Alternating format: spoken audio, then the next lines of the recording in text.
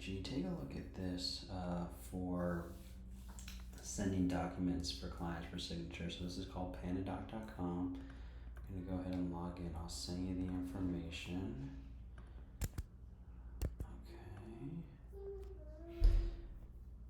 Alright, now I will have sent you a document already. And so if you click on new document here, we're gonna go to select files. I will have already sent you a document. In this case, it's this listing agreement. I just tweaked it up real quick. No, we're not gonna convert it into an editable PandaDoc because it's already exactly how we need it to be.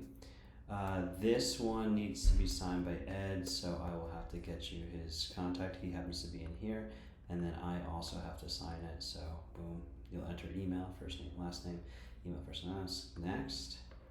Okay, and then we're gonna go ahead and I don't know why it's doing this lately. It's okay. I'll send you it again. If it does this, I'm not gonna worry about it right this second, but it's been making that space there for some reason.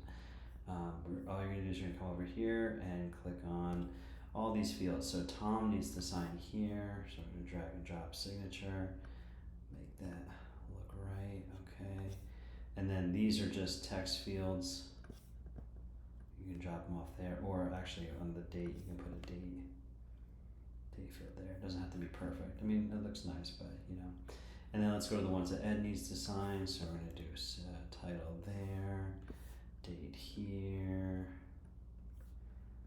signature, and then you can type his company name in up there. So there you go, and then just hit send, and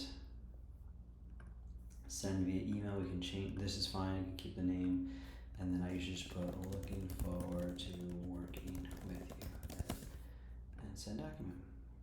So in the future, I'll start having you send out documents like that because that's super helpful. And hopefully they don't look funky like this one does. That's, you know, just kind of unfortunate. But all right, let me know if you have any questions.